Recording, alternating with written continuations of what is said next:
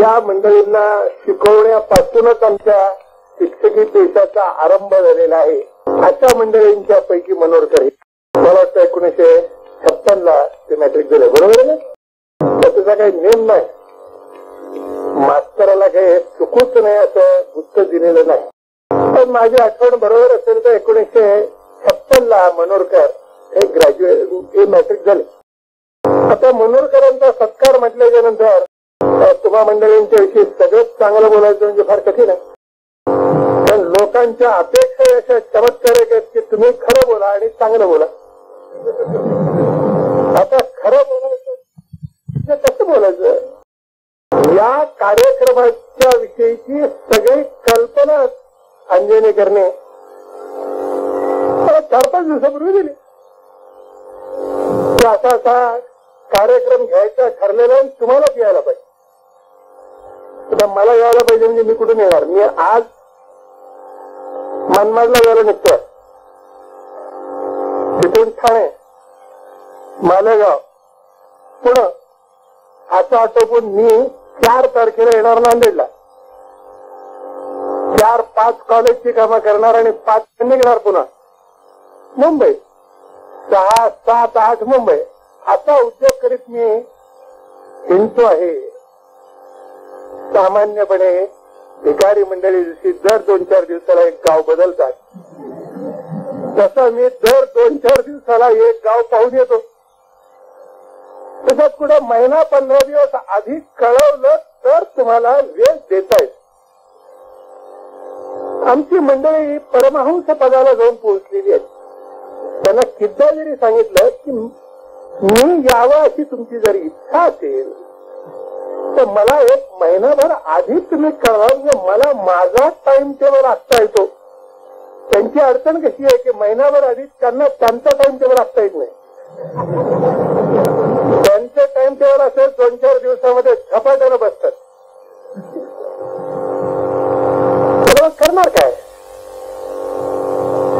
त्यामुळे आजचे सगळे दुपारचे कार्यक्रम 4 तारखेला फेकून, 4 तारखेचे कार्यक्रम 5 ला सकाळी फेकून आजची दुपार मोकळे करून मी इकडे आलेलो आहे.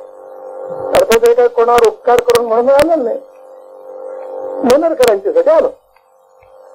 दुसरं कोणी शिक्षकाचा माझा विद्यार्थी नसलेला तर मी एवढी उलथापालथ केलीच असते असं काही नाही. कारण आपण हे फार सज्जन आहोत असं नाही.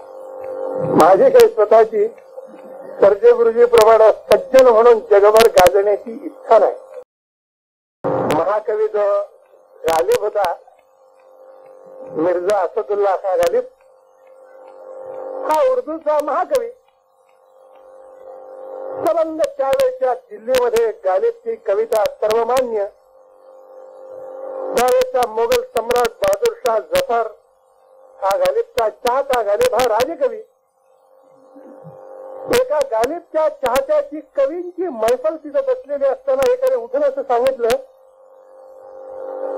की मिर्झा साहेब तुम्ही स्वतःचा परिचय करून द्या. तुम्हाला स्वतःच्या विषयी काय वाटतं ते तुम्ही सांगा. आपला परिचय तुम्ही आपणच करून देणं जास्त चांगलं, कारण तुम्हाला तुम्ही जितकं ओळखता तितकं काही दुसरं कोणी ओळखू शकणार नाही. त्या मिर्झा गालिबने त्या निमित्तानं एक शेर म्हटलेला आहे. मिर्झा गालिबने त्या महफिलमध्ये असं सांगितलेलं आहे की महफिल है आशिक में अपना, गालिब हाल बताओ क्या, आदमी को होशियार नहीं बुरा तो खास नहीं. या सगळ्या प्रेमिकांच्या मेळाव्यामध्ये मी माझाच परिचय काय म्हणून करून द्यावा. जास्तीत जास्त माझा परिचय मला इतका करून देता येईल की हा काही फार शहाणा नाही. पण शहाणा असेल अगर नसेल, माणूस वाईट नाही. त्यातल्या 2 बाबी तुम्ही नेहमी लक्षात घ्या. वो होशियार नहीं, आदमी बुरा नाही. या 2 कल्पनाच अगदी वेगळ्या आहेत. शहाणा असणं आणि नसणं ही निराळी गोष्ट आहे, आणि माणूस चांगला असणं आणि नसणं ही निराळी गोष्ट आहे. असला म्हणजे चांगला असेलच असं नाही, आणि चांगला असला म्हणजे शहाणा असेलच याची खात्री नाही. जर एखादा माणूस चांगला असेल आणि शहाणा असेल तर मग फारच चांगली गोष्ट आहे. पण जर एखादा माणूस शहाणाच असेल आणि चांगला नसेल, किंवा चांगलाच असेल पण तसा फारसा शहाणा नसेल, तर शहाणपण आणि चांगुलपण याच्यातून काय निवडावं? गालिबने असं म्हटलंय की आमचा शहाणपणावरचा फारसा दावा नाही, आदमी हुशार नाही, तो बुरा नाही. आमचा दावा असेल तर आमच्या चांगुलपणावर दावा आहे. गालिब हा तर कवी होता. गालिब हा कवी होता. कवी असून सुद्धा त्याचा जो आग्रह तो हा आहे की आम्ही शहाणे आहोत हे तुम्ही मान्य केलं काय आणि न केलं काय हे तर फारशी महत्वाची गोष्ट नाही. माणूस या नात्यानं आम्ही काही वाईट नाही एवढं जर तुम्हाला वाटलं तर पुरे. आणि मास्तरचं खरं पारितोषिक आहे. ही जी शासनाची पारितोषिक आहेत ती निमित्त मात्र असतात. आताच मनोरकरांनी त्या कोटा सिस्टीमचा उल्लेख केला. गत वर्षी माझ्याच पारितोषिकांना उत्तर देताना मी त्या कोटा सिस्टीमचा उल्लेख केलेला. ती कोटा सिस्टीम आपल्याकडे आहे आणि ती काय फारशी चांगली नाही. पण कोटा सिस्टीम जर नसली तर काय काय भानगड होतील ते काय सांगता येणं शक्य नाही. कोटा सिस्टीम म्हणजे काय? कोटा सिस्टीम म्हणजे एकूण मिळून महाराष्ट्र राज्यातून आपल्याला 10 पारितोषिक द्यायची असं पहिल्यांदा ठरवलं जातं की आदर्श शिक्षक 10 आहेतच. एखाद्या वर्षी ते 9 होऊ शकत नाहीत, 11 होऊ शकत नाहीत, दरसाल ते 10 होणार. मुख्यच आदर्श आहे. जास्ती आदर्श असण्याची गडबड त्यांनी करू नये. आदर्शांची संख्या ठरलेली आहे. हे जे आदर्श आहेत त्याच्यामध्ये विदर्भात कमीत कमी 2 गेले पाहिजेत. पश्चिम महाराष्ट्रात 2 तर गेलेच पाहिजेत. मराठवाड्यामध्ये निदान 1 दरसाला आलाच पाहिजे. त्यामुळे 2 आणि 2 4 आणि 1 5 आणि मुंबईमध्ये 2 असे 7 बसवा. आणि मग एके वर्षी मराठवाड्याला 2 द्या, एके वर्षी पश्चिम महाराष्ट्राला 3 द्या, एके वर्षी विदर्भाला 3 द्या, एके वर्षी मुंबईला 3 द्या. असे चक्कर करायला लागलात तुम्ही म्हणजे अजून एक शिक्षक वाढतो. हे करीत असताना याची काळजी घ्या. हे जे 10 आदर्श शिक्षक आहेत त्यात दरसाल 1 तरी महिला पाहिजेत. आता एवढी मोठी लिस्ट आहे, महिला नाही म्हणजे कसं? महिला पाहिजेत. महिलांच्या बरोबर 1 तरी अल्पसंख्या पाहिजेत. आता अल्पसंख्या आणि महिला म्हटल्याच्या नंतर दलितांना सोडून कसं नाही? शेतकरी दलित पाहिजे त्याच्यामध्ये. आता जर महिला दलित आणि अल्पसंख्या यायला लागले तर बहुजन समाजाला काही व्हावं लागेल का नाही? तेव्हा बहुजन समाजाची माणसं घ्या आणि सगळ्या बहुजन समाजाची माणसं घेतले, दलित घेतले तर वरिष्ठ वर्गातलं एखाद दुसरं तरी घ्यायला पाहिजे. म्हणून प्रांत वाईज ते आलं पाहिजे, जात वाईज आलं पाहिजे, भाषावारी नाही आलं पाहिजे. आणि कोटाचा 10चा बरोबर याच्यापेक्षा जास्त वाढता उपयोगी नाही, कमी होता उपयोगी नाही. यात आपला नंबर लागेल तर लागेल. अशी ती कोटा सिस्टीम आहे. कोटा सिस्टीम का फारशी चांगली सिस्टीम आहे याच्यातला भाग नाही. तर असं एखादं वर्ष असेल की ज्या वर्षी चांगल्या शिक्षकांची संख्या 25 राहील, आणि असं एखादं वर्ष असेल की ज्या वर्षी चांगल्या शिक्षकांची संख्या 25 राहणार नाही, 5 राहील. ज्या वर्षी 5 आहे त्या वर्षी 5, ज्या वर्षी 25 आहे त्या वर्षी 25. बोलायला फार सोपं आहे. व्यवहारात जेव्हा तुम्ही आणायला लागताल कोटा सिस्टीम सोडताल त्याला सगळीच्या सगळी बक्षिसं पुणे आणि मुंबई या 2 शहरात जातील तुम्हाला लक्षात घ्या. त्यासाठी बक्षीस देणारी जी माणसं आहेत तीही अपूर्ण आहेत. बक्षीस देणारी जी माणसं तीही अपूर्ण आहेत. त्यामुळे या अपूर्णांच्याकडून कमीत कमी दोष असणारी पद्धत स्वीकारली जावी, म्हणून असल्या काहीतरी भानगडी करावं लागतं.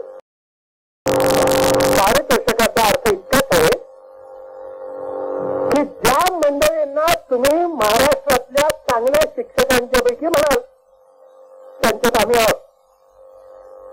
आमची गणना तुम्ही फार चांगल्या शिक्षकात नका करू, पण अगदीच रद्दी शिक्षकात करू नका. इतकाच पारितोषिकाचा अर्थ आहे. आणि कोण्याही शिक्षकाचं पारितोषिक हे शासनाला देता येणं जोगे नाही. शासन त्याला ग्रेड देऊ शकेल, कायद्यानं कन्फर्मेशन देऊ शकेल. महागाई वाढली म्हणून वर्कर्स कमिशनच्या नंतर भोळे कमिशन, भोळे कमिशनच्या नंतर अजून कोणतं तरी भोळे कमिशन, असं म्हणून त्याला अजून पगार वाढ देऊ शकेल, महागाई भत्ता देऊ शकेल. हे देणं शासनाच्या हाती आहे, ते शासनाने द्यावं. पण शिक्षकाला शिक्षक असल्याचं पारितोषिक शासन देऊ शकत नाही. शिक्षकाला शिक्षक असल्याचं पारितोषिक फक्त त्याचा विद्यार्थी देऊ शकतो.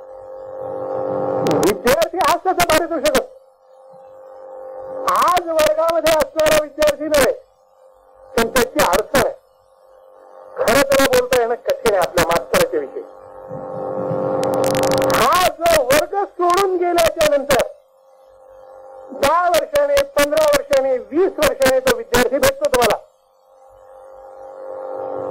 त्यावेळेला त्याच्या मनावर तुमचा संस्कार कोणता शिल्लक आहे हे त्याचं पारितोषिक आहे. शिक्षकाला 2च पारितोषिक असतं.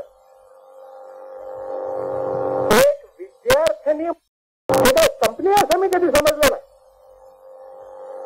तुझं सर्जा गुरुजींना उपद्रव नको म्हणून त्यांनी धाड धाड धाड माझ्या पाठीमागे लागून ग्रॅज्युएट करून टाकून दिलं, MA करून टाकून दिलं, हटवून दिलं प्रतिभाने. जॉब बस्था तुझं प्रत कल्याण असं इथं ताप नको, तिकडे जा. उपद्रव करण्याच्यासाठी मोठं पीड. मी 8वी 9वी 10वीला शिकवणारा मास्तर होतो. त्यावेळेला मी त्याच्यापेक्षा वरच्या वर्गांना शिकवत होतो. शिकवत नव्हतो याच्यातला भाग नाही. त्याच काळामध्ये नांदेडमध्ये MA वर्ग सुरू झालेले आणि आम्ही नांदेडमध्ये त्या काळात MA वर्ग सुरू केलेले होते. म्हणून ज्या वेळेला मराठवाडा विद्यापीठाचं कमिशन नांदेडला आलं, या कमिशनच्या समोरच्या साक्षीमध्ये आम्ही हे सांगू शकलो की या नांदेड गावात विद्यापीठानं MAच्या शिकण्याची सोय केलेली नाही, म्हणून आम्ही खाजगी प्रयत्नाने MA शिक्षणाची सोय केलेली आहे. कारण विद्यापीठाच्या अहवालामध्ये असं नोंदवलेलं आहे की पदव्युत्तर शिक्षणाची धडपड या नांदेड गावात चालू असल्याच्यामुळं जर कधी काही विद्यापीठ वाढलं आणि विद्यापीठाचं उपकेंद्र करण्याची वेळ येईल ते नांदेडला करा. आता विद्यापीठाचं उपकेंद्र हे आहे, नानाविध पदव्युत्तर अभ्यासक्रमही चालू आहेत. ज्या काळामध्ये मी हायस्कूलमध्ये होतो त्याही काळात मी MAला शिकवत होतो. पण ज्या काळात मी कॉलेजमध्येच गेलो त्या काळामध्ये सुद्धा माझी मास्टरची कधी संपलेली नाही. आणि म्हणून मी प्राध्यापक या नात्यानं आपलं जीवन कधी जगलो नाही. मी मास्टर म्हणूनच जगलो आणि ते मास्टर म्हणूनच जीवन जगण्याचा याही पुढे विचार आहे. या 2 बाबींच्या मध्ये फार फरक असतो, प्राध्यापक आणि मास्तर याच्यामध्ये. प्राध्यापकाचं सगळं सामर्थ्य त्याच्याजवळ असणाऱ्या ज्ञानात. हा किती विद्वान आहे, किती बुद्धिमान आहे, यावर त्या प्राध्यापकाचा मोठेपणा मांडलेला की तो वर्गात येतो आणि शिकवायला सुरुवात करतो, सगळा विषय शिकवतो आणि जातो. जो सगळ्यात चांगलं शिकवतो, जो सगळ्यात बुद्धिमान आहे, जो चांगले विचार देतो, तो चांगला प्राध्यापक. प्राध्यापकावर जबाबदारी वर्गात बसलेल्या विद्यार्थ्यांच्या 2 कानाच्या मध्ये असणाऱ्या पोकळीत काही गेलंय की नाही ते पाहण्याची नाही. मास्तरवरची जबाबदारी आहे. मास्तर हा नुसता शिकवणारा नसतो, तर मास्तर हा विद्यार्थ्याच्या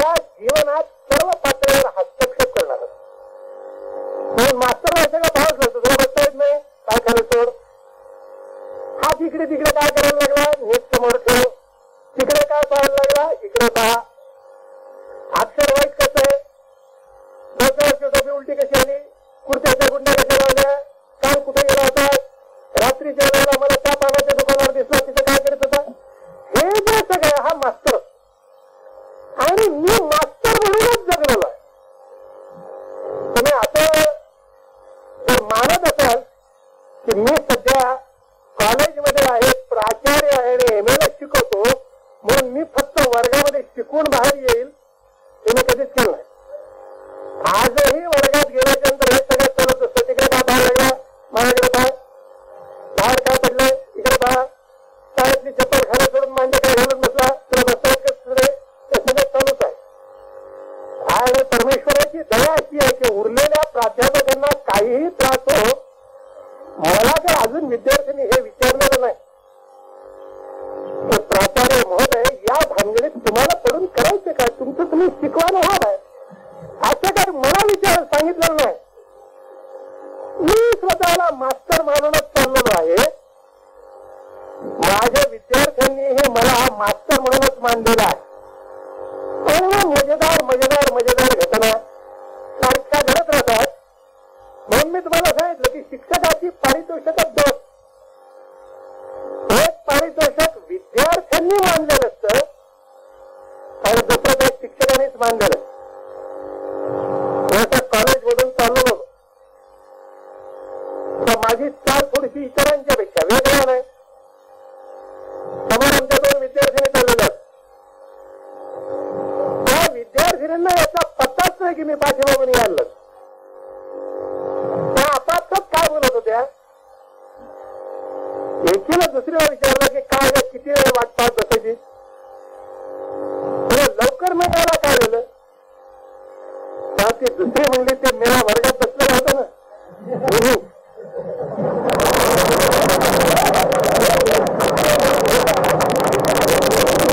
मेळा वर्गात बसलेला होता. दुष्ट म्हणलं घंटी वाजल्याबरोबर आत येतो आणि घंटी वाजली तरी 2 मिनिटं बाहेर जाते. मी असं पाठीमागून येत होतो. मी म्हणालो त्या मुलीचं नाव सुनंदा. मी तुम्हाला तिचं आडनाव सुद्धा सांगेल, तर उगाच तुम्ही पुन्हा जाऊन तिला विचार करा.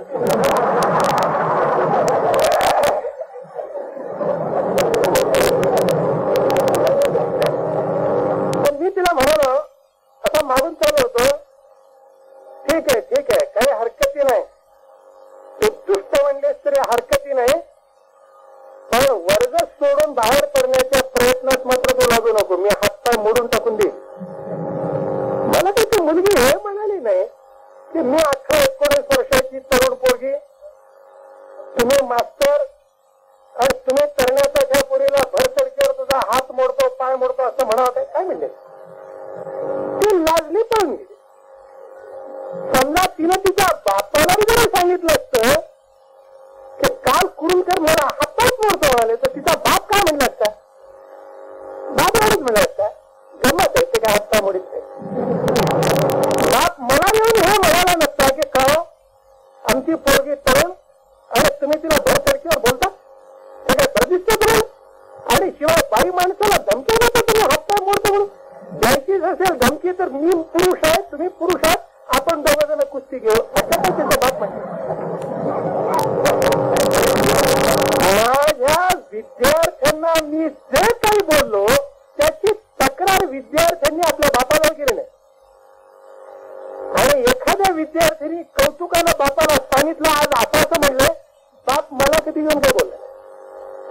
दुसऱ्या दिवशी ती मुलगी लाजली, बाथरूम मध्ये आली, मला म्हणाली सर आणि मी तुमची माफी मागायला आलो. माफी वगैरे काही मागण्याची गरज नाही, हे तू सर्व मुलींना समजावून सांग की हा मेळा सुस्त आहे.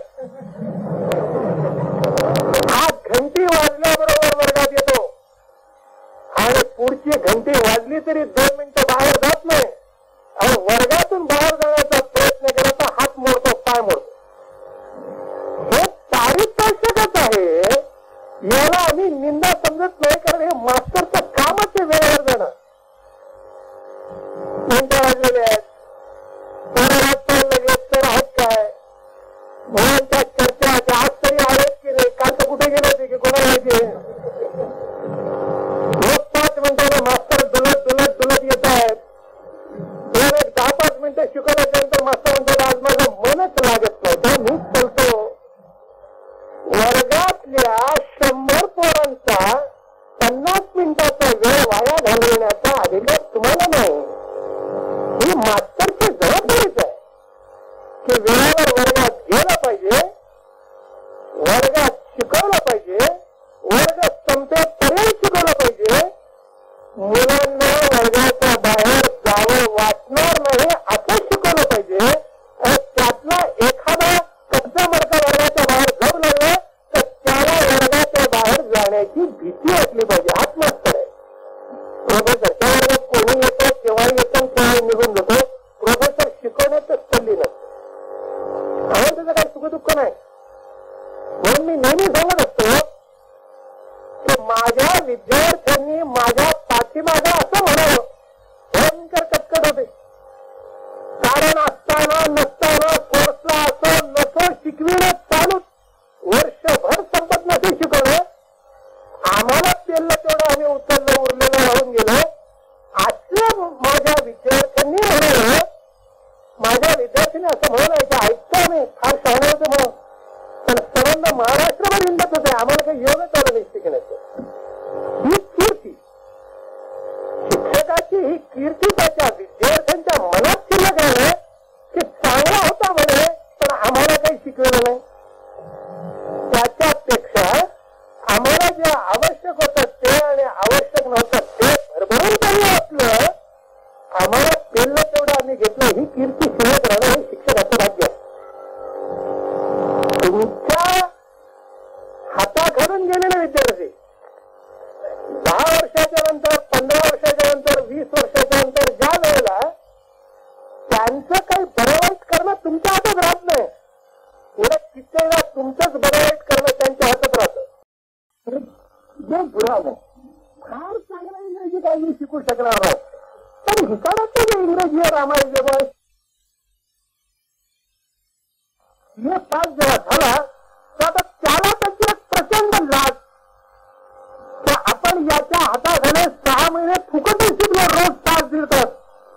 आणि आता काहीतरी झालं तर पास झाल्याबद्दल पेढे घेऊन आला तर मला म्हणाला माझी काही ताकद नाही तुमची फी देण्याची, परंतु मी सगळे मिळून 100 रुपये घेऊन आलेलो आहे. 6 महिन्याचं एकूण मिळून सगळं असणार इंग्रजी सगळं आला. आपली ताकदच तितकी आहे, पगारच 84 रुपये. 100 रुपये घेऊन आलो नाही हे तुम्ही घ्या मला. तुला 84 रुपये पगार आहे, आमचा तर पगार 78 रुपये 14 आणायचं.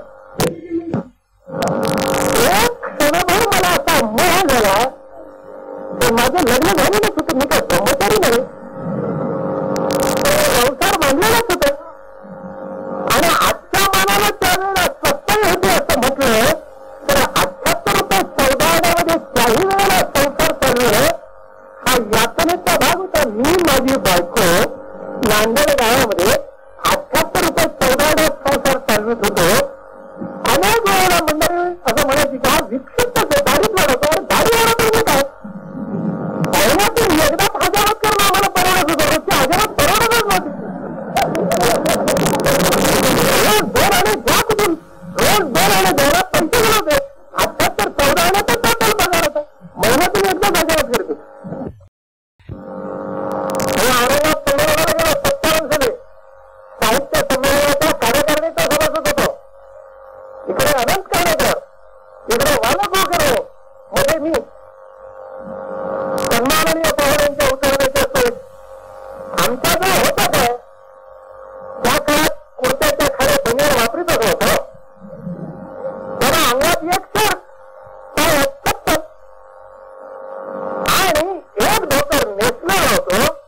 तसं एक धोतर, त्याच्यामध्ये थंडी वाजली तर आपल्याला म्हणून एक शाल आणि दुसरं कुर्तं. तेव्हा एक शाल, एक कुर्तं आणि एक वही, या 3 वस्तू धोत्राच्या गाठोड्यात बांधलेल्या होत्या. एक खंगार घेऊन मी गेलो. आता तिथं त्या ठिकाणी आमचं गाठोडं ठेवलं. आनंद काणेकरांना वालाकोटांनी विचारलं हे काय प्रकरण आहे, गाठोडं कोणाचं? अनंत काणेकरांना सांगितलं ते आपले मित्र कुडूनकर आहेत, त्यांचा होल्डर आहे.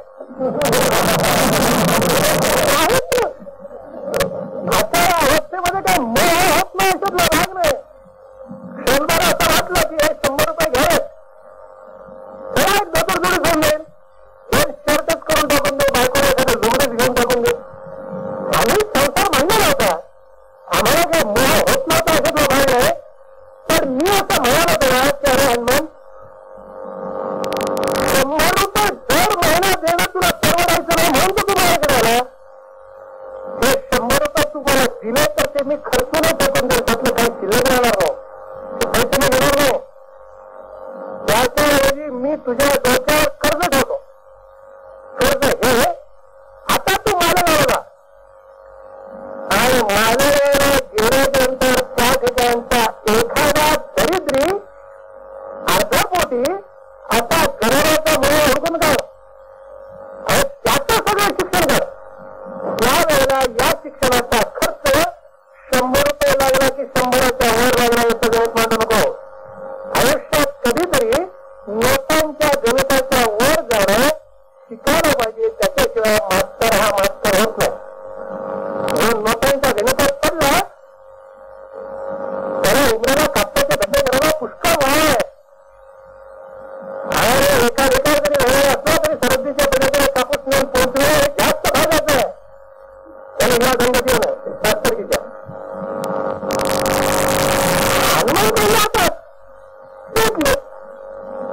माणसाच्या मनामध्ये चांगुलपणाची एक वाट आहे, ती पेटावी लागते. पेटली तर माणसाचा इतका चांगला गुण होत नाही. आणि जर वाईटपणाची वाट पेटली तर माणसा इतका वाईट कोणी होत नाही. एरवी कोणतीच वाट पेटत नाही. त्यामुळे दोन्ही देवाने भरलेले कोणत्याच समयीमध्ये कुठली ज्योत नाही. चाललेले रचलं ऋतू कुठं ऋतू कुठं तर जन्माला येते कोणाला पत्ता नाही, मेरे येते कोणाला पत्ता नाही. हा गेला विद्वान. जसे आम्ही विद्वान नाहीत तसे ते विद्वान नव्हते. तर हा मालेगावला जाऊन पोहोचला त्याच्यात दूध घेणारा एक मुलगा होता. त्याला दूध घेतलं लागलं थांब. आता उर्मी उचलली नाही. थांब म्हणाला कोणत्या शाळेत जातो तो मला कोणत्या शाळेत जात नाही. कधी सोडलं कधी शाळा सोडली तो मला 5-6 वर्ष. कितवीत चढली तो मला पहिलीतच चढली. पहिलीत काय शिकला तो मला 30-300 पर्यंत सारे शिकलो म्हणून जातो. आणि तो मुलगा उठला आणि त्याला 30-300 पर्यंत सारे म्हणून सुरू. अनंतने निर्णय हा घेतला की ज्या मुलाला 6 वर्षापूर्वी पहिलीच शाळा सोडली ते सारे आजही लक्षात आहेत. या मुलाची स्मरणशक्ती बुद्धी चांगली आहे हा त्याची घेतला पाहिजे. बाप नव्हताच पोराला आणि होती म्हातारी तेव्हा जाऊन तो भेटला आणि मला याच्या शिक्षणाची जबाबदारी मी घेतली. या मुलाला हनुमंतने एका वर्षात 2 इयत्ता 3 इयत्ता असं करीत वयाच्या 16व्या वर्षी 7वीला बसवलं. त्याचा फार चांगला वय नाही. 7वीच्या परीक्षेला 16व्या वर्षी बसण्याचा फार चांगला वय नाही. पण 7वीला 16व्या वर्षी या मुलाला तरी बसवलं आणि हा मुलगा परभणी जिल्ह्याच्या बोर्डाच्या परीक्षेला सर्व जिल्ह्यात दुसरा आला. इतकं घेऊन ते विद्वान 4 वर्षांनी आमच्याकडे आले आणि आम्हाला असं म्हणा नाही नाही शिक्षण करायला शिक्षण त्याला 7वी करून लागलाय. मी आता इथं गावात तुझं घर आहे तर जेवणाची सोय कर. मला जेवणाची करतो पुढची काय आता पुढची जिम्मेदारी वर्गाला माहिती असेल की हा मुलगा आपल्या शाळेमधून मॅट्रिक पास झाला आणि हा मॅट्रिक पास झाला त्यावेळेला मराठवाडा बोर्डाचा डोमिनियन फर्स्ट या मुलाची पुढची जिम्मेदारी मीच घेतली आणि हा मुलगा पीयूसीला फर्स्ट क्लास फर्स्ट होता. पीटीसीला डोमिनियन फर्स्ट होता.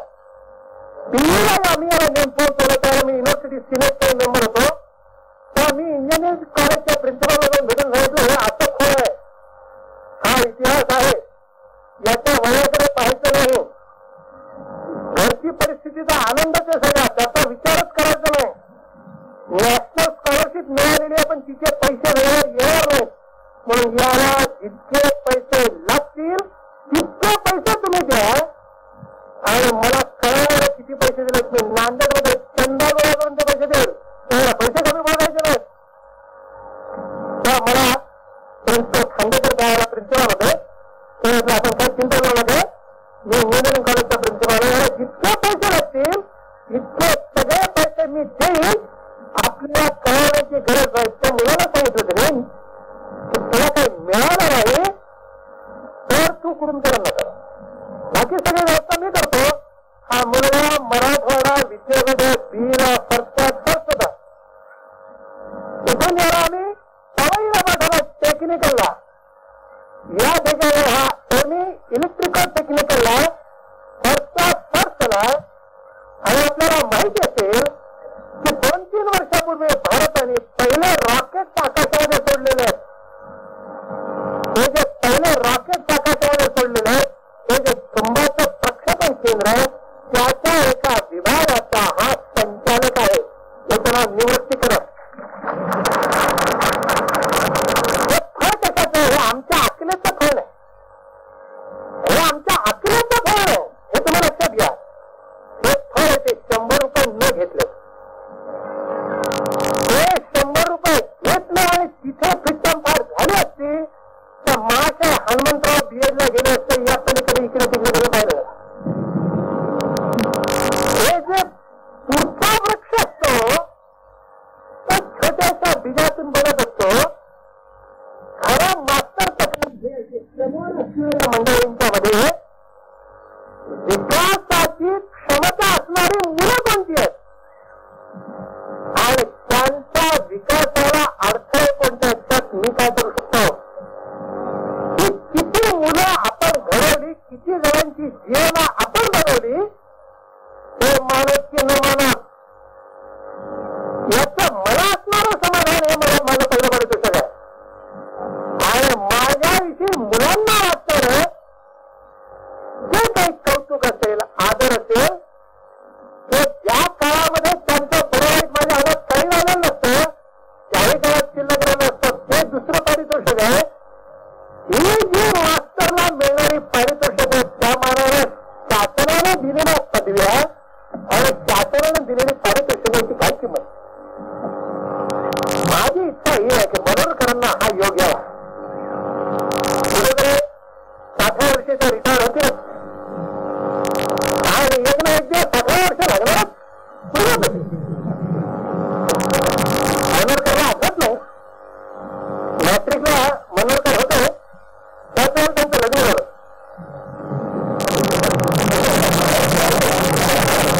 आणि वर्गामध्ये मी शिकत होतो. माझंही नुकतंच लग्न झालं. माझंही नुकतंच लग्न झालेलं. मी नुकताच शिक्षक झालेलो पहिलीच वेळ. कुठेतरी धडा होता तो धडा शिकवीत असताना मी असं सांगत होतो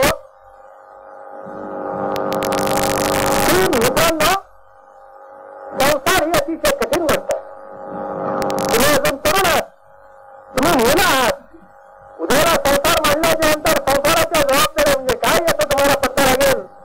आज तुम्ही पत्नी असतात आता काही तुम्ही सांगत होत ते तुम्ही नाटकचे सगळे पोरं तुम्हाला काही पत्ता नाही वगैरे म्हणून सगळे हातवर करून विचारलं. एक शंका आहे काय शंका ठेवलं तुमचं लग्न किती वर्ष झाले.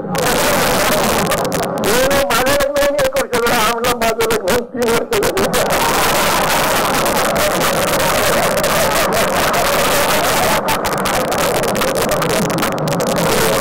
शाळेमधल्या गमती जमती या जन्मभर बोलणार आहे. एक दिवस होता येईल त्या दिवशी मनोरकरांना 60 वर्ष पूर्ण होतील. मनोरकरांना 60 वर्ष पूर्ण होण्याच्यानंतर मनोरकर रिटायर होतील. कारण या शाळेची या विद्यार्थ्यांची शिकवण्याची त्यांना पास करण्याची नापास करण्याची त्यांच्या ऍडमिशनची त्यांना शिक्षा देण्याची त्यांचा काही संबंध राहणार नाही.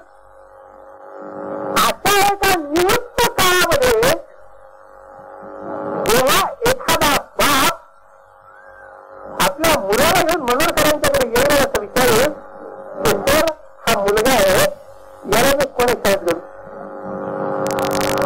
याला मी कोणी शाळेत गेलो कारण याला मी कोणी शाळेत गेलो याच्याविषयी तुमचा इतका सल्ला देणारा दुसरा कोणी चांगला माणूस माझ्या डोळ्यासमोर नाही.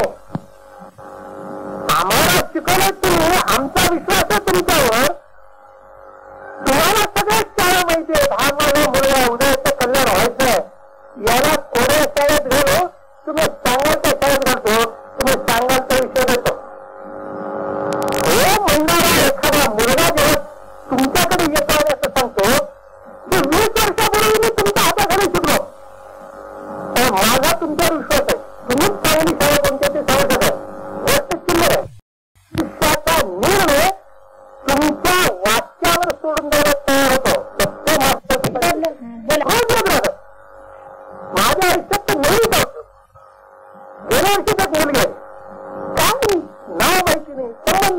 म्हणजे माझं तोंड पाहिलेलं नाही, मी तिथं तोंड पाहिलेलं नाही.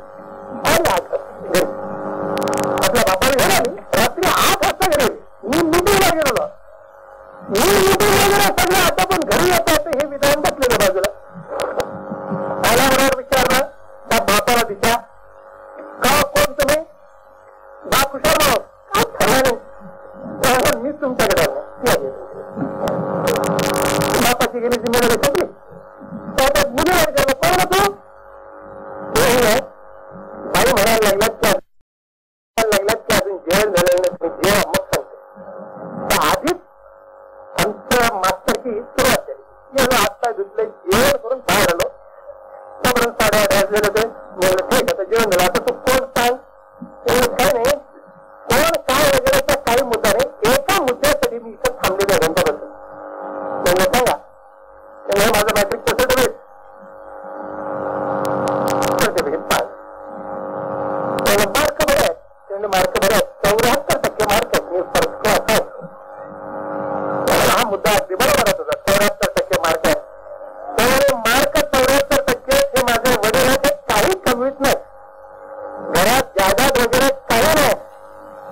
आणि कंधार तालुक्यातल्या राहणाऱ्या अमुक गावाच्या जवळ आम्ही आलेलो आहोत. घरीची सोय काही नाही.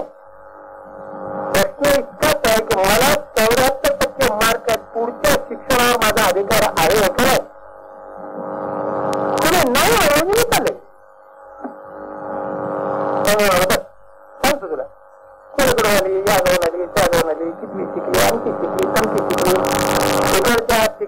तिकडच्या गोष्टी बोलता मी म्हणाले तू मला याच्या पूर्वी कधी पाहिलं नव्हतं. ते म्हणजे नाही, तर माझी तुझी काय ओळख नाही. ते म्हणाल नाही, पण तुला कोणीतरी सांगितलं असेल की याच्याकडे जाऊन हा मुद्दा विचार, माझा शिक्षणावर अधिकार आहे की नाही? मला 74% मार्क आहेत. असेल अधिकार तर पुढचं भोगा. म्हणजे इथे लुगडे, कपडे, शिकणे, कपडे नेला ग्रॅज्युएट करणे, तुम्ही भीक मागून करा. नसेल तर तोंडाने एकदा म्हणा की माझा याच्याशी संबंध नाही, तू काय माझी विद्यार्थिनी नाही, तुझा शिकण्याचा अधिकार आहे की नाही तर तुझ्या हेडमास्टरला जाऊन बोल. म्हणजे तुमच्या नावाला पाणी सोडून ती मिळेल. खरं सांगत यांना सांगत त्यांनी मला ज्या माणसाला हे सांगितलं की इथं 2 वर्षाचं म्हणायचं, त्याने मला गळ्याची शपथ घेतली आहे की माझं नाव सांगू नको. ते मुलगी 12वी पास झाली. BSc फर्स्ट इयरला तिला यांना ऍडमिशन दिली होती. आणि तिचा दैवयोग सांगा की कंडेन्स मेडिकल कोर्सेस जे निघाले आहेत नांदेडला, यंदा कंडेन्स मेडिकल कोर्स मध्ये तिला सीट लागलेली. 2-3 वर्षात डॉक्टर होत नाही. एखादं इंजेक्शन फुकट तिला दिलं तर आपले पैसे भरले. मास्टर तर येऊनच हात. आणि हेच त्याचं धन आहे, हीच त्याची संपत्ती आहे. नोटा पैसे ही त्याची संपत्ती नाही. पण गौंडी, विटा आणि दगड याच्याशी काम करीत असतो. एखादा गौंडी असतो तो माती, दगड आणि विटांचं काम करीत असतो. सुतार आणि शिंपी असला म्हणजे तो लाकूड किंवा कापडाचे काम करत असतो. त्यांना जे घडवायचे ते सगळं निर्जीव आहे. आमच्या धंद्याचं स्वरूपच त्याच्यापेक्षा वेगळं आहे. आणि जिवंत माणसं घडवण्याचं काम करीत असतो.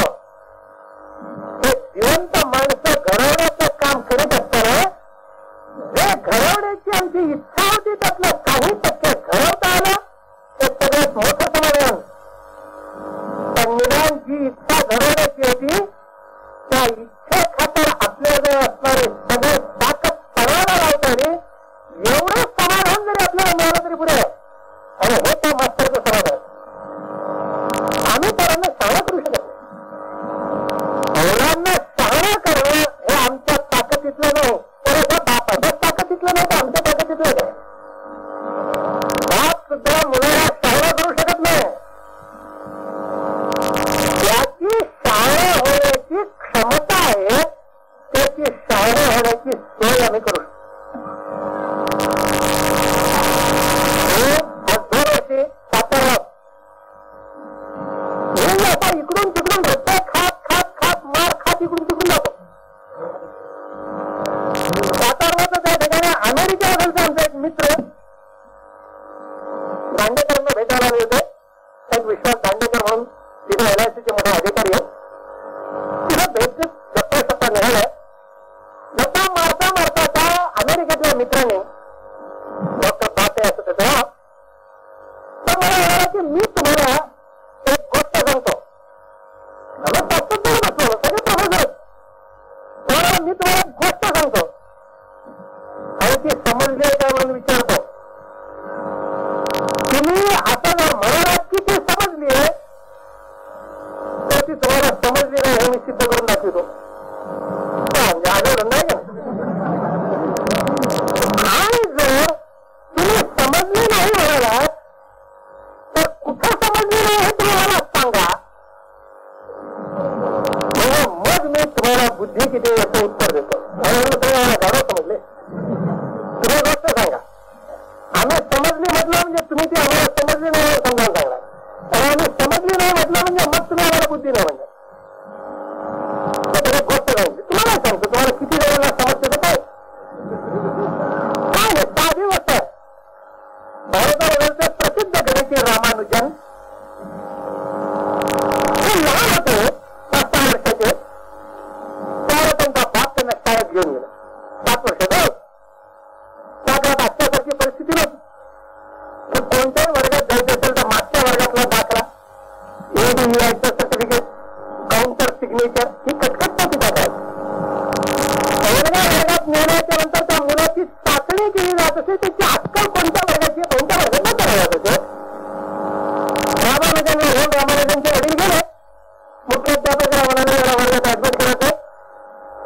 तर मास्तर म्हणाले ठीक आहे, मी तुला काही प्रश्न विचारतो आणि त्यावरून तुला कोणा वर्गात बसवायचं ते मी ठरव. रामानुजन आपल्या त्यांच्या भिंता गुंडाळलेला त्या काही भाषांत नव्हता. 7 वर्षाचा नागपुशीत वगैरे असा पुरा होता.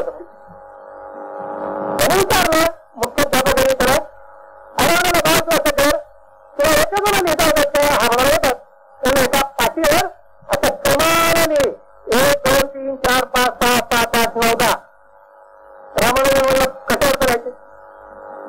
अरे म्हणून तू लिही आणि मग त्यांची बेरीज कर. तुला बेरीज करता येतं का भाऊ? तर रामानुजन म्हणलं ही बेरीज करण्यासाठी नाव कशाला लागते? 55 बेरीज येते. 7 वर्षाचं रामानुजनचं वय. त्याला विचारलं 1, 2, 3, 4, 5, 6, 7, 8, 9, 10 असे ओळीला एका खाली गेली आणि बेरीज कर. तुला इथे काय बेरीज करतो? रामानुजन म्हणणार ती बेरीज कशाला करावं लागते? त्याची बेरीज 55. मुख्याध्यापक म्हणाले चमत्कार आहे. पुस्तकाने काय घरी कमी केली होती का आधी बेरीज? काय प्रकरण काय? पण त्याने विचारलं बा हे तुझं कसं लक्षात झालं? तर म्हणलं इट इज व्हेरी इझी. वरचा 1 घ्यायचा आणि खालचे 10 घ्यायचे मिळून 11.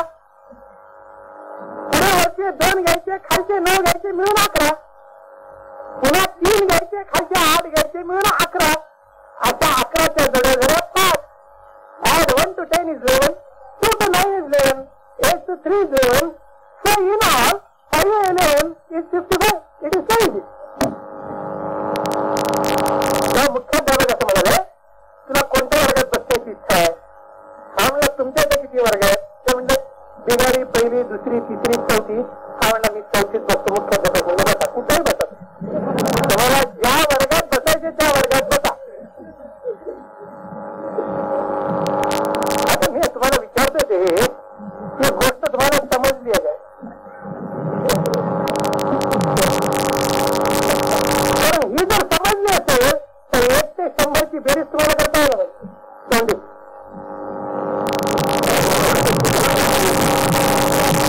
याच्या हे लक्षात आलं की 1 आणि 100 101, 2 आणि 99 101 अशा 55 जोड्या 101च्या होणार.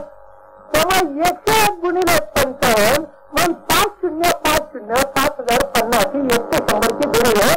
हे ज्याला पटकन लक्षात आलं त्याला पहिली गोष्ट समजली. आता ही बुद्धी देणं आमच्या हातात आहे काय? आमच्या जर हातात असतं तर आम्ही वर्षाला 10 रामानुजन तयार केलं नसतं काय? आपल्या महाराष्ट्र सरकारचे एक मूर्ख मंत्री होऊन गेले. त्यांचं नाव सांगण्याचं बरोबर नाही.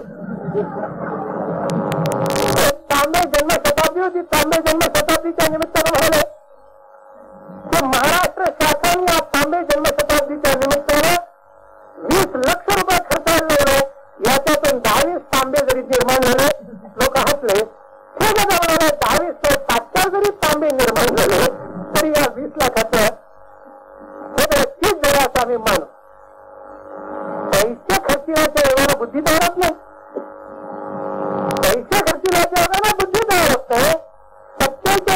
बुद्धी तयार होत नाही.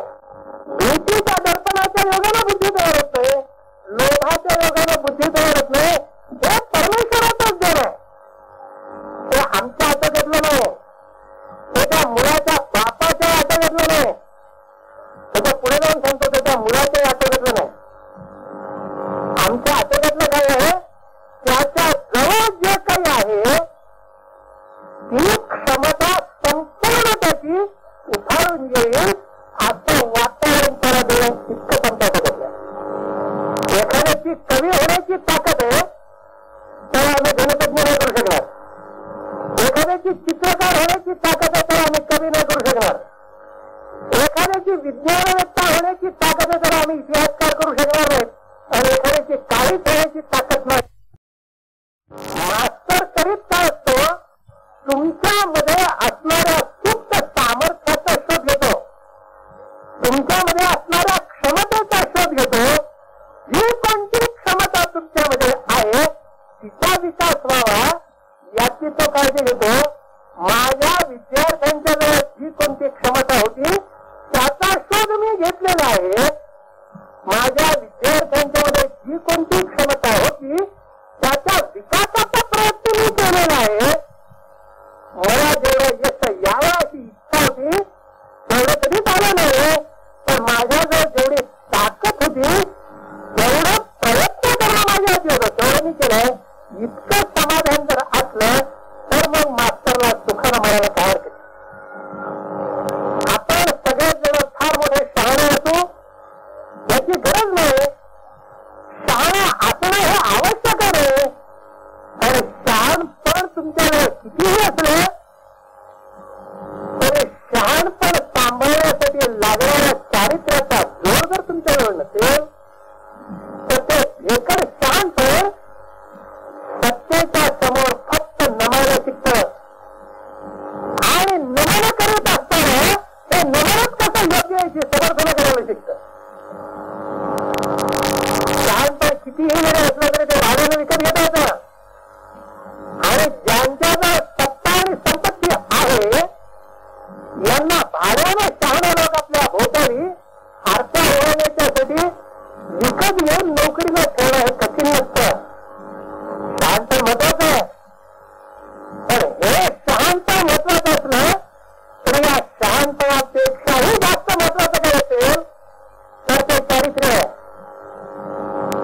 खरं बोलण्याची हिंमत आपली होत नाही याचं कारण हे आहे की खरं बोलण्याची किंमत मोजण्याची आपली तयारी नसते. ते सोपं नाही खरं बोलणं. त्याची किंमत मोजावी लागते. आणि सत्तेला आणि संपत्तीला तुच्छ मानून किंमत मोजण्याची ताकद ती तुमच्या ज्ञानातून येत नाही. ते शहाणपणातून येत नाही. ते तुमच्या चारित्र्यातून येते. परमचा चांगुलपण. आम्ही आमच्या विद्यार्थ्यांना त्यांची ताकद असेल त्यापेक्षा जास्त शहाणा नाही करू शकणार. पण आम्ही आमच्या विद्यार्थ्यांना आमची ताकद असेल तितकं चांगलं करू शकतो. त्यांची ताकद असेल तितकं शहाणा होतील. शहाणपणाचा जितका संबंध त्यांची शक्ती असेल तितकं ते शहाणे होतील. चांगुलपणाचा जितपर्यंत संबंध आहे, चारित्र्याचा जितपर्यंत संबंध आहे तिथं आमची ताकद असेल तितकं ते चांगले. आपण आपल्या विद्यार्थ्यांच्या बुद्धीला कोणता आकार देऊ शकलो असा प्रश्न आहे. पण विद्यार्थ्यांच्या एकूण मनाला, त्यांच्या चारित्र्याला कोणता आकार देऊ शकलो, त्यांच्या व्यक्तित्वाला कोणता आकार देऊ शकलो हा महत्वाचा प्रश्न आहे. मोहम्मद पैगंबराची प्रसिद्ध गोष्ट आहे. मोहम्मद पैगंबराच्या उरलेल्याच गोष्टी आपल्या कानावर असतात पण चांगल्या गोष्टी नसतातच कानावर. कारण मोहम्मद पैगंबर सुद्धा आपल्यापर्यंत येऊन पोहोचणार तर त्यांच्या अनुयायाच्या आकलेत तितकाच येणार. आणि त्यांच्या अनुयायाच्या आकलेत मोहम्मद पैगंबर किती येतो भांडण करण्यापुरताच येतो. जास्त येतो नाही. मोहम्मद पैगंबराच्या काही अतिशय चांगल्या गोष्टी आहेत. त्यातली एक गोष्ट अशी आहे की एके दिवशी एक माणूस उंचावरून बसून परत होता मोहम्मदाच्याकडे. आणि मोहम्मदाला म्हणाला की हे पैगंबर रसूल मला वेळच नाही. घाई भयंकर, वेळ काही अजिबात नाही, घाई भयंकर आहे. तर मी कसं वागावं एवढं तुम्हाला सांगेन. थोडक्यात मला वेळ नाही. मोहम्मद पैगंबराने त्याला सांगितलं की तुला मी